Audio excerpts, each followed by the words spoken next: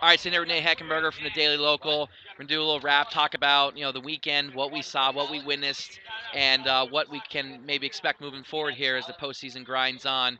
With 4 teams from District One going on, we had Boyertown, our champ, our runner-up was Council Rock South, third place Downtown East out of the Chestmont, and fourth place, I believe, first-time qualifier out of the Central League, Upper Darby. So Nate, first and foremost, what did you take away from the finals match? Yeah, it kind of went the way I thought it would. I didn't know it'd be 19-point match, but I thought Boyertown just had too much depth from top to bottom. Obviously, Council Rock has their their horses that they could score points, but keeping Martaccio to a decision, staying off their backs, and then some of those toss-up matches, Boyertown just had too much depth for Council Rock to to make up any ground. Yeah, I agreed. Running numbers, running matches. I had 7-7. Obviously, didn't play out that way. You know, like you said, the depth from Boyertown and the moves by both teams. Radner didn't get into the lineup. They're trying to rest him, make sure he's healthy for postseason. There's a little bit of dispute between Wollison and Kerry Palmer, and Coach Sill talked about it after the fact that he was trying to build depth for this run in the postseason. And Wollison's a freshman, Palmer's a junior. Like it behooves him to get those guys as much experience as possible. You see a guy come out out of Council Rock Room, comes in live with a record of like 6-0. Every day he's wrestling with Trampe, he's wrestling Kerry Palmer. He's going to be battle Yeah, tested. you're not gonna beat that room. So Yeah. So you know, um, with that said, Rock South hosts Archbishop Wood on Monday night. How do you think that goes for Rock South? I think that works out for South pretty good. Archbishop Wood, they got some good kids there, but I don't think they have enough firepower to keep it close. So I think South, they don't get the bye right to Hershey, but it almost just as good. Yep, So. it's kind of the easy route there. hmm Boyertown will open up on Thursday night, 6 o'clock, with the District 9 champion, whom we don't know yet, but safe to assume District 9, I don't want to count my chickens before they're hatched, but I'm going to say they're going to punch their ticket to the quarters. And the fact that they're opposite Bell Vernon and Becca that we talked about when Pete sat with us really helps them out. I'm not saying it's an easy route because they still have the District 3 champ in their bracket, but they've already beaten Cumberland Valley once this year, hmm and they Yeah, I think they're going to get potentially Kiski area in the second round, and I think in PA Power, Kiski was ranked 4, Boyertown 3, so that could be an interesting quarter. Mhm. But yeah, I mean, anytime you can be away from from the Lehigh Valley All Star team, you gotta get a good shot. I like how you refer to it as the All-Star team. Lehigh Valley and parts of New Jersey, Oh well, mind hey, you. it's all So, semantic. um, going switching gears to the third and fourth place match, you got to watch a little bit of that I didn't. Downtown East, as Glenn and I talked about in our broadcast, we felt that East would just out wrestle Upper Darby. Is that kind of what you saw? Yeah, I mean, it started the right way. Downtown ended up getting the right toss. Cronin, got sent out first, so they took that forfeit. So that was big because if they were able to bump Cronin, they'd probably take 38 and 45. But it worked out for East favor. They got a little bit of a lead, and then 82 got a pin there, even though the kid was trailing at the time, and then 95 Owen Morris got a major decision as time ran out. So things just kind of snowballed, and I think it just at the end, Upper Darby kind of lost its luster, and Downingtown, capitalized. Down and Upper Darby, this is their first time there. They come out of Central League, not as polished as other teams, but still super talented. And again, something that was talked about, they haven't been there before. You know, they already punched their ticket to states, but being in that spotlight again, one of rest for third and fourth, maybe just a little bit overcome by that, and maybe just a little bit that Downtown was the better team. One of the things that Glenn talked about, and in his and during the broadcast, is that he got a text from another coach that's on the steering committee, or the seating committee. They got it right. That it was basically what it said, and Yeah. I think they did.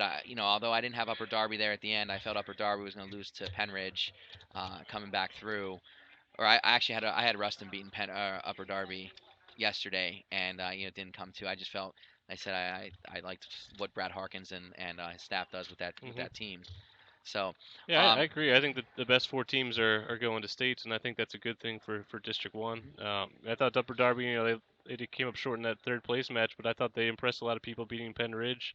I think Penn Ridge beating ONJ last night, a lot of people just kind of assumed the Rams would move on, but Yep, kudos to myself Upper included. Darby. Yeah, I mean, the Central League and Delaware County in general doesn't have as strong as team wise, so that's good for that league just to kind of the more experience they have upstate, the better. Now, moving forward, it looks like, if I had to guess, I haven't seen the results, even though the match has been wrestled. It looks like it will be Downtown East traveling to Exeter on Monday, Yep. and yeah, I think that's a winnable match. A match they can be in there. We know Exeter has some real studs in their lineup, and Upper Darby is probably going to see the runner-up from District 3, which is either be Central Dauphin or Yeah, um, I'm pretty sure it's Central Cumberland Valley. Dolphin. I think. Yeah, Yeah. Cumberland Valley. So if it's Central Dauphin, again, it'd be good for those guys on that Upper Darby team to see that high level competition with postseason lurking right around the corner. Yeah, and they faced them earlier at the a duels tournament already. So I think they did. So Upper Darby didn't do too well. Obviously, winning that third place match was big because you don't Central Dolphins a good experience, but it's not normally very Yeah. enjoyable. So I I know think East has a East better shot against wrestled Exeter. Central Dauphin at the Yeah. Tom Sackler duels Mhm. at Garden Spot, and it was like 46-19 and around there. Mhm. And Horvath and Cummins both said they lost the toss, which was a big factor in the match. As we know, like, it's all about matching up, and it becomes a chess match at that point. So they just didn't have the matchups that they wanted, and it didn't work out in their favor. So we'll see what happens. And we saw anything happen in the postseason in the match at 160 pounds with That was Rec that was Zach Rec coming out. What was the final score? 32-17. 32-17. Yeah, Yeah, that Tech was Fall was 39, crazy. 49 point score in that match. It was crazy. And Rec didn't back down, hits him with a headlock on the edge of the mat, and then catches him in the cradle over there. And it was just, I think you that's what know, makes Boyertown so good. I mean, I didn't even know who that kid was, yep. without looking at at the chart. Well, And he that came kid's out. given Schwartz a state qualifier last year. All he ever wanted for that. They still got the tech, Yeah, but he had to work I for it. mean, 32-17. That's probably more points they'll score in the Super Bowl tomorrow. Exactly. Yeah, and Glenn Kaiser said the same thing. And Rec, I saw him wrestle against Brent McGill from Springford, who's a tough guy, and he did his job. Went out. He got decisioned.